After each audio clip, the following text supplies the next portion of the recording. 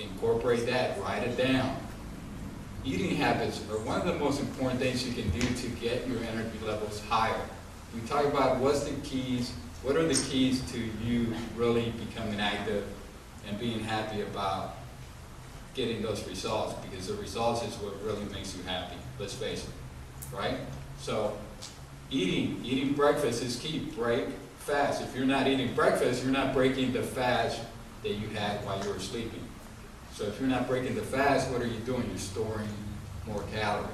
So the biggest thing to do is eat frequently throughout the day. So physiologically speaking, that has a lot to do with our results, and most of us are not eating what is recommended, and that's eating 5 times a day. 5 times a day, could you imagine eating 5 times a day? Now that doesn't mean you're sitting down every time and eating a meal every day, but you know, having breakfast, a snack, and that snack you could eat it while you're going to a meeting or something, or it doesn't take very long, 1 minute.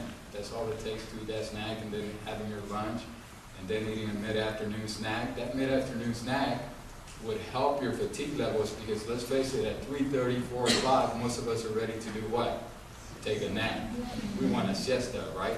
So the best thing to do there is eat. Eat. Remember, energy comes from food. Carlos, can you touch on, because I know some people don't really understand that not only does it affect your energy level, but your mood. Like this whole idea of being down, and the more down we are, you know, you go like, you know what, I'm just going to eat this candy bar. Yes. Can you just address a little bit about how the wrong foods, either eating nothing or eating wrong foods also?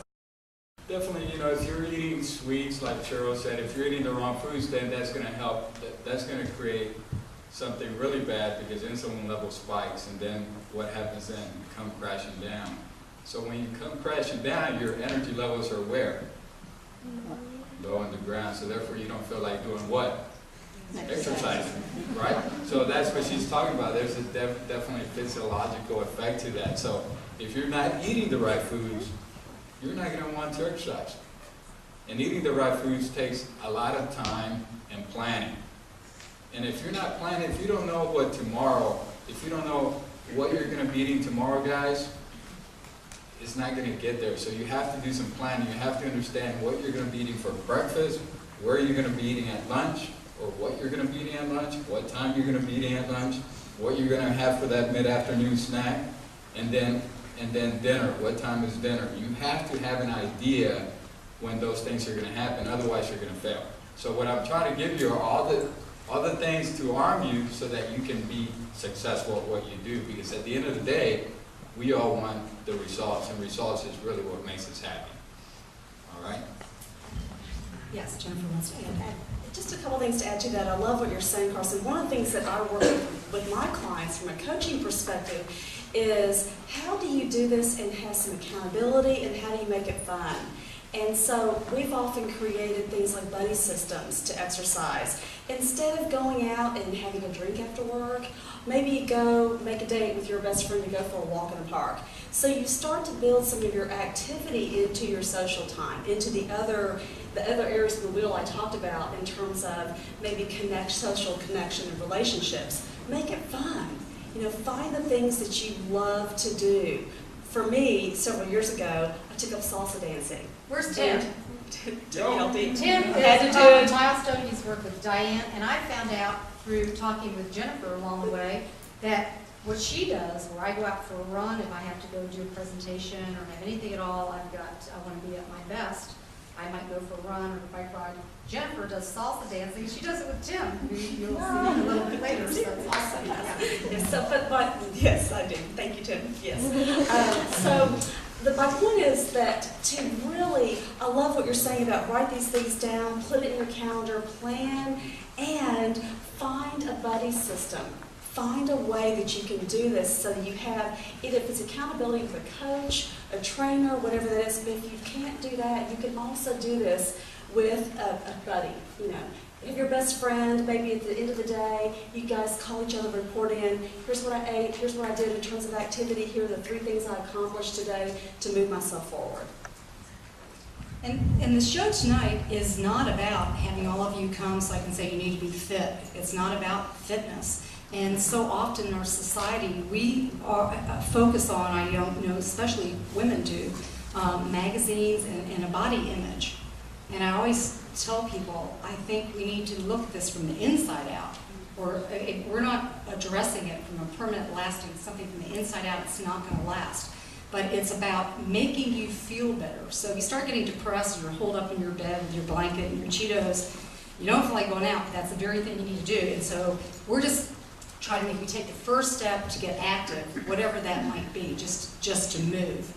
And their idea about accountability partners, about social, we're going to show an example of that, probably the highlight example, the key example of this. If you are into a group exercise class, these people count on one another to be there to support them. That support system is important. It's not to say if you like to go off because it's your time alone and you're always around people all day long, and walking or running alone is exactly the right thing for you, do that.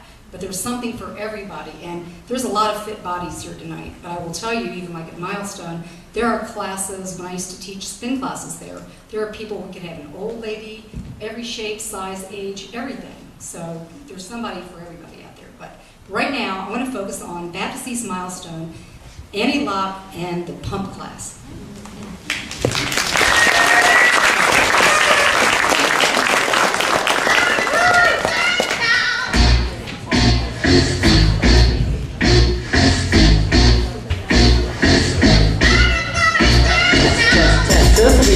I feel like the mom of the Lightning Girls. I've been teaching about 23 years, and these girls have been in my class for about 20 years, and they're my best friends in the whole world.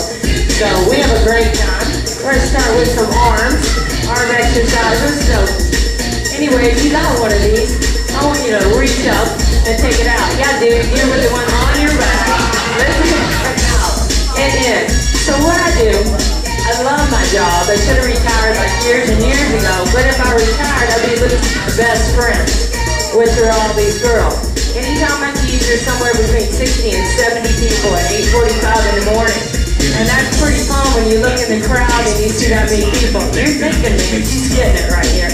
You're going. All right, lift up. 2 more. Good. Now take it up over your head and pull it down. Pull it down to your chest. Lift it up. We make it fun. It needs to be fun. You need to do an exercise that is fun, okay? It's not fun when I go run with Cheryl Hart. It's not fun at all.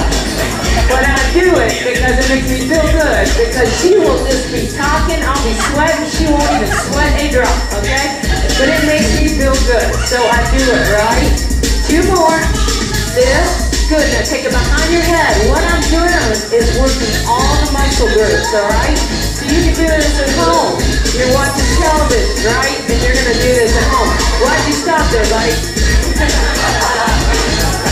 I don't know. I'm thinking about putting him on stage. I'm thinking about it. I'm almost with you there.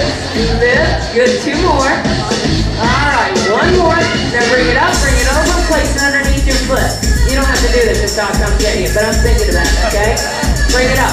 Now what we have at Milestone is called a buddy system. If somebody doesn't show up, one of these young ladies calls you. I got a big SUV. It's called an Escalade, the double size.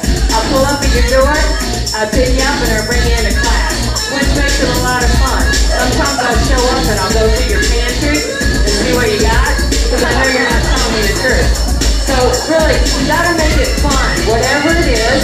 I was out in the pool the other day at Milestone. They have an aqua program. 2 more, 1 more, and I went out there and there were about, no joke, 65, 70 women in this swimming pool, and they were just having a great time. They had to be somewhere between 75 and 90 years old. That's pretty cool to see that happening. This, good. 2 more, up. Nice. Last one, guys. Now hold it right there. You can do all kinds of things. Drop out, squat down. Drop out. So I'm using my inner and outer thighs, and she's thinking, how old is this woman? 45. Sister.